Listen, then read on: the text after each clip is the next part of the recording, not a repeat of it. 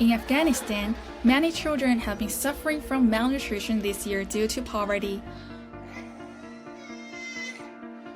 Nafisa, a mother of 8 in Kabul, was sad that she couldn't give her children enough food to eat.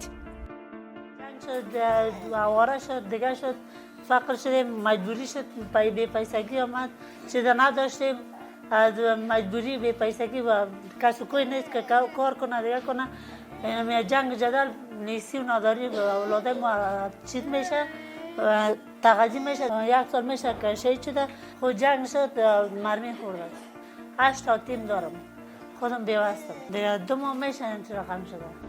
Zakia's daughter is in a ward shared with some 10 other children who were under medical treatment.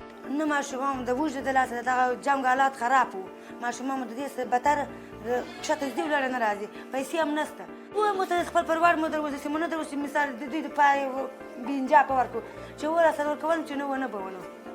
According to World Food Program, 3.2 million children under 5 are expected to suffer from acute malnutrition by the end of this year in Afghanistan.